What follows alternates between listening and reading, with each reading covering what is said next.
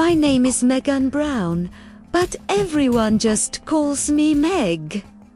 I come from a big, loving family. I have an older brother, Samuel, two older sisters, Kathy and Sammy, and a younger sister, Millie. After my parents divorced, our mom raised us all on her own, and she did an amazing job. The thing is, I've never met my father. I don't even know his name. For a long time, I just assumed he had passed away. It was easier that way. One morning, while walking to school with Kathy, I finally worked up the courage to ask, "Hey, Kathy, I started. Can I ask you something?" "Sure, what is it?" she replied, her usual cheerful self. "What do you know about Dad?" I asked, my voice barely a whisper. "You were alive when he was still around." Kathy stopped walking. Her face went completely serious. After a long, uncomfortable silence, she finally spoke. "This isn't something we should be talking about. If you really want to know, you have to ask Mom." Her voice was suddenly sharp, almost a shout. "You know, Mom won't tell me anything," I shot back, frustrated. "What are you all hiding from me?" Her expression soft, replaced by a look of fear. "I'm sorry, Meg, but I can't tell you.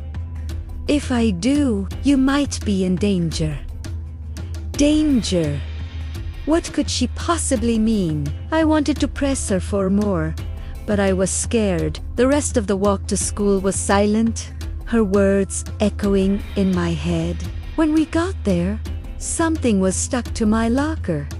It was a yellow sticky note. Scrawled on it in messy black ink were 4 words. Curiosity killed the cat. I ripped it off, crumpled it up, and tried to forget about it. But when I walked into my first class, I froze. The same phrase was everywhere. It was written on the walls, smeared across the whiteboard, and was that even possible? It looked like it was written on the faces of my classmates. Suddenly, a voice boomed. "Meg, what's the answer? Meg, Meg." My eyes snapped open. I wasn't in my first class. I was in history, and I'd fallen asleep. Mrs. Clark was staring down at me. "Megan Brown," she said, her tone stern. "Could you please explain why you are sleeping during my class?" I was so disoriented. The teacher in my dream. He had dark brown hair and these intense black eyes. I stammered. "I apologize, Mr. ... Mrs. Clark." She sighed, her expression softening. "It isn't acceptable, Megan, but please try to stay attentive. Your exams are just around the corner."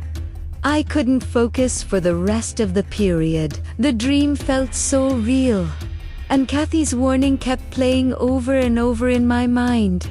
I felt like I was losing it. I had to talk to someone. I decided to skip my next class and find my younger sister, Millie, during her lunch break. I found her sitting with her friends, laughing and holding court as usual. I leaned in close and whispered in her ear, "Hey, Millie." She glanced up at me and rolled her eyes dramatically. "Shouldn't you be in class?" she said, loud enough for her friends to hear. "I'm not here for you to show off," I said, my patience wearing thin. I grabbed her wrist and pulled her away from the table, dragging her into the empty girls' bathroom. "I can't be in here." "What is wrong with you?" she exclaimed, trying to pull away. "I need your help," I pleaded, my voice cracking. "I feel like I'm going crazy. I don't understand what's happening to me." Millie just stared at me, a look of pure annoyance on her face. "You think?" I'm leaving. And don't think I won't tell Mom about this, she yelled, yanking her arm free. Millie, wait, I cried out. But she was already gone, running back to her friends. I slumped against the cold tile wall with a sigh and headed to my next class, feeling more alone than ever. The school day finally ended, and I walked home with Kathy and Millie. The silence between us was heavy. No one even looked at each other. Finally, Millie couldn't take it anymore. Is no one going to talk? She snapped. The silence continued. Millie just rolled her eyes again. That is Millie, for you a little miscreant who just loves to stir the pot and ruin the mood. And that's where we'll leave it for now. This is the end of part 1. Thanks for watching, and be sure to subscribe so you don't miss what happens next.